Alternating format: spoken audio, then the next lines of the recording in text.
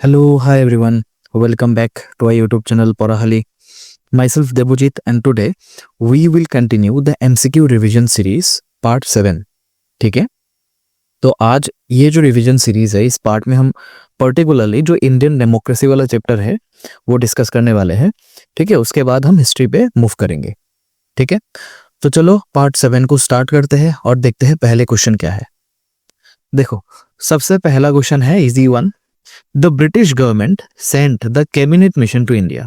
British government ने cabinet mission को कब इंडिया में भेजा था.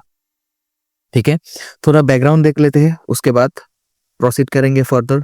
ठीक है, देखो यहाँ पे cabinet mission. Cabinet mission actually British के जो उस टाइम के प्राइम मिनिस्टर थे जिसका नाम था क्लीमेंट एटली. ठीक है, उन्होंने भेजा था और इस मिशन पे 3 ब्रिटिश के मिनिस्टर्स थे जो उनके कैबिनेट मिनिस्टर से वो थे. एक का नाम था लॉरेंस जिसका पूरा नाम था लॉर्ड पैथिक लॉरेंस. ठीक है, इसको हम बोलते हैं लिखते हैं लॉरेंस. ठीक है, उसके बाद और कौन था, उसके बाद था सर स्टेफर्ड क्रिप्स, तो हम इसको क्रिप्स लिखते हैं. और थर्ड वन था A.V. अलेक्जेंडर. ठीक है, ये तीनों के तीनों इस मिशन में शामिल थे और तीनों के तीनों इंडिया पे आए थे.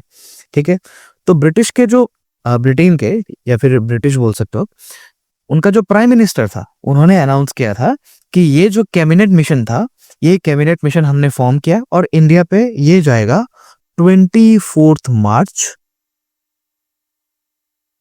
1946 को. ठीक है, 24 मार्च 1946 को ये कैबिनेट मिशन इंडिया पे आएगा. और इसका जो मेन पर्पस था, ठीक है, इनका जो मेन वजह था इंडिया के आने के लिए, वो वजह क्या था कि इंडिया के लिए एक कॉन्स्टिट्यूशनल फ्रेमवर्क बनाना है. ठीक है, एक कॉन्स्टिट्यूशन को बनाने के लिए एक कॉन्स्टिट्यूएंट असेंबली का फॉर्मेशन करना है हमें. ठीक है, ताकि वो जो कॉन्स्टिट्यूएंट असेंबली है वो फ्यूचर में इंडिया के लिए एक ड्राफ्ट कॉन्स्टिट्यूशन बना सके. ठीक है, और इवेंचुअली इंडिया को कैसे हम पावर ट्रांसफर कर सके. पहले तो ब्रिटिश के पास था पावर, तो इंडियन लीडरशिप के पास हम पावर ट्रांसफर कर सके. इसकी वजह से कैबिनेट मिशन का फॉर्मेशन हुआ था. ठीक है, तो इसका जो करेक्ट आंसर होगा वो कौन सा होगा, मार्च 1946. ठीक है, ये वाला ऑप्शन होगा क्योंकि 24 मार्च 1946 को ये कैबिनेट मिशन इंडिया पे आया था. ठीक है, उसके बाद चलो देखते हैं द नेक्स्ट क्वेश्चन क्या है. Dash was elected as the permanent president of the constituent assembly. जो कॉन्स्टिट्यूएंट असेंबली बना था उसका परमानेंट प्रेसिडेंट कौन था. ठीक है, तो चलो थोड़ा बैकग्राउंड देखते हैं. सबसे पहले क्या आया था, कैबिनेट मिशन आया था. कैबिनेट मिशन आया था 1946 को. ठीक है, तो कैबिनेट जो मिशन आया था उन्होंने एक इनिशिएटिव लिया कि उन्होंने एक कॉन्स्टिट्यूएंट असेंबली का फॉर्मेशन किया. ठीक है, इसके जो मेंबर्स थे उनको इलेक्ट किया गया था हर एक स्टेट से. ठीक है, और ये कॉन्स्टिट्यूएंट असेंबली बना था. इसका जो पहला मीटिंग हुआ था वो हुआ था 9 दिसंबर 1946 को. ठीक है, ये जो पहला मीटिंग था इसमें एक टेम्पोररी प्रेसिडेंट था जिसको टेम्पोररी प्रेसिडेंट बनाया गया था. ठीक है, इसका नाम बताओ आप कमेंट सेक्शन में, कौन था टेम्पोररी प्रेसिडेंट. तो एक्चुअली ये हुआ था 9 दिसंबर 1946 को. ठीक है, उसके बाद 11 दिसंबर 1946 को क्या हुआ था, एक परमानेंट प्रेसिडेंट का इलेक्शन हुआ था. ठीक है, और ये परमानेंट प्रेसिडेंट था डॉक्टर राजेंद्र प्रसाद. ठीक है, एक्चुअली ये जो प्रेसिडेंट था उनका काम क्या था कि असेंबली में कोई भी सेशन हो, कोई भी डिस्कशन हो, उनको प्रेसाइड करना है. ठीक है, तो ये हो गया आपका डिटेल्ड इंफॉर्मेशन. तो इसका करेक्ट आंसर जो होगा वो होगा डॉक्टर राजेंद्र प्रसाद. यहाँ पे एक्चुअली स्पेलिंग भी गलत है. ठीक है, प्रसाद होगा, तो आप थोड़ा एडजस्ट कर लेना. उसके बाद देखो नेक्स्ट क्वेश्चन में जाते हैं. नेक्स्ट क्वेश्चन क्या बोला, the Sarkaria commission was set up in. ठीक है, जो सरकारिया कमीशन बना था वो कब बना था. ठीक है, थोड़ा बैकग्राउंड पे जाते हैं हम. देखो, एक्चुअली जो गवर्नमेंट ऑफ इंडिया थे, गवर्नमेंट ऑफ इंडिया, ठीक है, 1983 पे सरकारिया कमीशन को बनाया था. ठीक है, अब क्यों बनाया था, देखो आपको पता है कि इंडिया में फेडरल सिस्टम है, दैट मीन्स कि एक सेंट्रल गवर्नमेंट है और एक स्टेट गवर्नमेंट है। तो कभी कभी ऐसा होता है कि सेंटर और स्टेट के बीच में कुछ कॉन्फ्लिक्ट चल जाता है, ठीक है, कुछ तनाव चल जाता है उनको बीच में। जो मतलब वो जो आपने पढ़ा होगा, जो लिस्ट था, central list, state list, concurrent list, वो तीनों लिस्ट के सब्जेक्ट के ऊपर कभी कभी दोनों के बीच में कॉन्फ्लिक्ट शुरू हो जाता है। तो इसकी वजह से गवर्नमेंट ऑफ इंडिया ने 1983 में ये जो कॉन्फ्लिक्ट है इसको रिजॉल्व करने के लिए एक कमीशन बनाया था जिसका नाम था Sarkaria commission. Actually Sarkaria commission नाम क्यों दिया था, क्योंकि ये कमीशन का हेड किया था जस्टिस रंजीत सिंह सरकारिया, ठीक है, वो सुप्रीम कोर्ट के एक रिटायर्ड जज थे। तो इसका जो लीड था वो रंजीत सिंह सरकारिया जी ने किया था, इसलिए इसका नाम भी सरकारिया कमीशन हुआ था, ठीक है। तो ये कब बना था, इसका करेक्ट आंसर होगा 1983। और किस लिए बना था, क्योंकि सेंटर और स्टेट के बीच में जो रिजॉल्व कॉन्फ्लिक्ट है उसको रिजॉल्व करने के लिए उनको कमीशन को रिकमेंडेशन देना था, ठीक है। उसके बाद नेक्स्ट क्वेश्चन में देखते हैं। देखो ये तो इजी वन है क्योंकि ऑलरेडी हम पार्ट 6 में ये कवर कर चुके हैं, ठीक है। In which constitutional amendment the word socialist and secular was incorporated in the preamble। preamble में कौन सी अमेंडमेंट के थ्रू ये सोशलिस्ट और जो सेक्युलर वाला दो वर्ड है और एक भी वर्ड है, ठीक है, वो वर्ड आप कमेंट पे बताना, ठीक है। इन तीनों वर्ड को ऐड किया गया था प्रियम्बल में। ये तो इजी है, by 42nd constitutional amendment act of 1976। ये यार भी आपको याद रखना है, ठीक है। उसके बाद देखो नेक्स्ट क्वेश्चन क्या है, देखो the head of the state of India is, ठीक है, जो इंडिया के जो हेड है, हेड ऑफ द स्टेट है, ठीक है, वो कौन है। ये तो इजी है, बहुत इजी है, क्योंकि द प्रेसिडेंट है इंडिया के हेड ऑफ द स्टेट, ठीक है।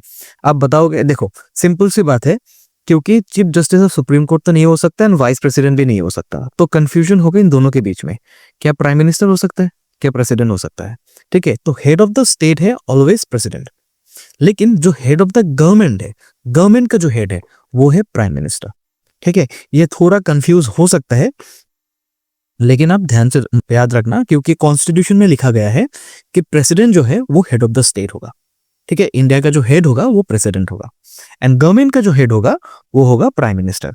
और जो गवर्नमेंट के हेड है वो गवर्नमेंट के जो पॉलिसीज होते हैं, गवर्नमेंट के जो एडमिनिस्ट्रेशन का काम होता है वो संभालते हैं, वो हेड लीड करते हैं, ठीक है।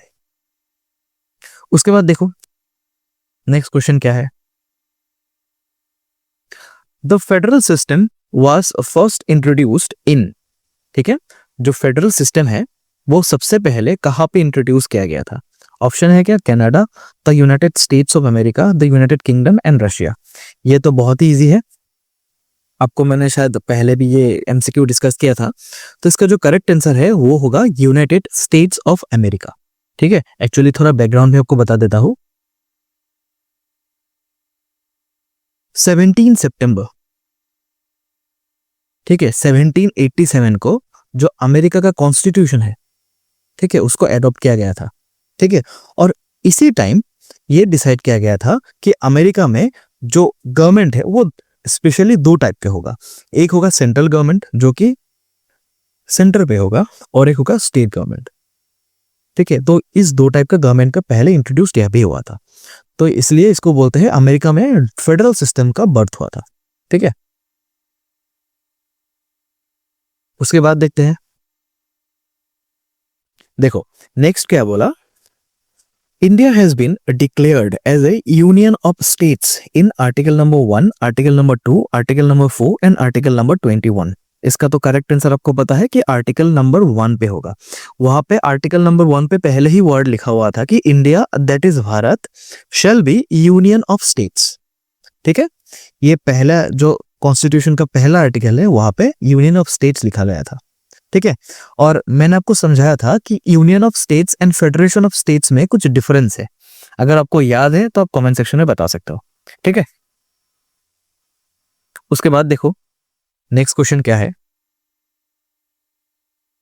स्टेटमेंट बेसिस पे है, ठीक है। Statement 1, India is a sovereign state, sovereignty is the supreme and absolute power of the state. And statement 2 क्या है, there shall be any official and state religion in India. देखो पहले वाला स्टेटमेंट तो करेक्ट है, क्योंकि आपको पता है इंडिया एक सोवरेन कंट्री है, ठीक है, और हमारे प्रियम्बल में भी ये लिखा हुआ है कि India is a sovereign state. Sovereign मतलब क्या है कि इंडिया इंडिपेंडेंट है और अपना जो खुद का एक्सटर्नल और इंटरनल पॉलिसीज है वो खुद डिसाइड कर सकते हैं without the influence from external power. ठीक है, जैसे पहले हम ब्रिटिश के अंडर थे तो ब्रिटिश के जो भी पॉलिसीज थे इंडिया में लागू होते थे, लेकिन अब हम एक सोवरेन स्टेट है, एक इंडिपेंडेंट स्टेट है, हम अपना जो खुद का पॉलिसीज हम खुद बना सकते हैं। सेकेंड क्वेश्चन क्या है, सेकेंड जो स्टेटमेंट है, sorry, there shall be any official और स्टेट रिलीजन इंडिया। इंडिया का कोई राष्ट्र धर्म है क्या? नहीं है। India is a secular country. That means कि इंडिया के कोई भी एक पर्टिकुलर रिलीजन को यहाँ पे स्पेशल दर्जा नहीं दिया जाता। गवर्नमेंट हर एक रिलीजन को इक्वली ट्रीट करते हैं। ठीक है, तो इसका जो स्टेटमेंट 2 है वो तो ऑब्वियसली फॉल्स है। तो पहले वाला स्टेटमेंट करेक्ट, सेकेंड वाला स्टेटमेंट फॉल्स। तो इसका करेक्ट आंसर होगा ये, statement 1 is true but statement 2 is false. ठीक है, ये होगा करेक्ट आंसर। उसके बाद देखो नेक्स्ट क्वेश्चन क्या है, चूज द करेक्ट ऑप्शन। पहला स्टेटमेंट क्या है, the government of India act 1935 introduced a limited form of parliamentary government in colonial India. And second क्या है, only the Lok Sabha and the Rajya Sabha are the integral part of the parliament of India. पहला जो statement है वो तो सही है, क्योंकि हमने ऑलरेडी डिस्कस किया था कि इंडिया में एक लिमिटेड फॉर्म का एक पार्लियामेंट्री गवर्नमेंट बना था through the government of India act 1935। ठीक है, लिमिटेड क्यों बोलते हैं, क्योंकि कुछ ही पावर हमें दिया गया था और जितना भी मेजर पावर था, जितना भी मेन पावर था वो था ब्रिटिश के किंग और क्राउन के पास।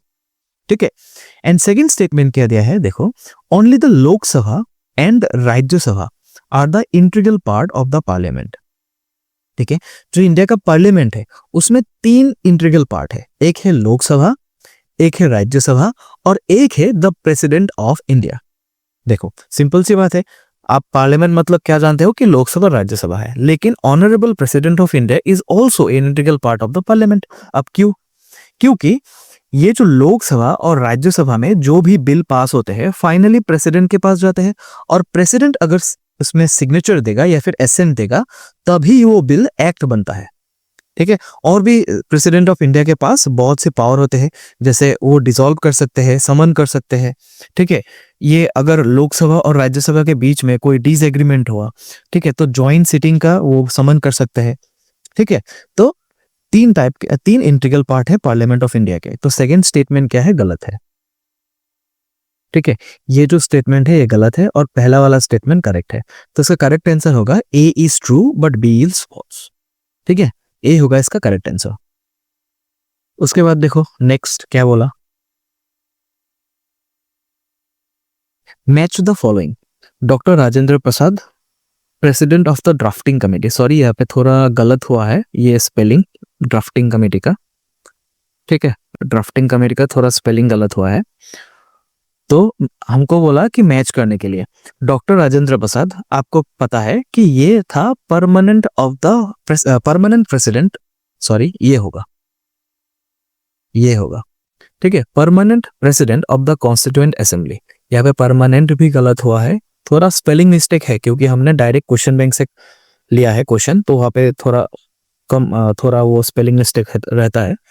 ठीक है, तो डॉक्टर राजेंद्र प्रसाद होगा permanent president of the constituent assembly. तो 1 के साथ क्या होगा, बी होगा।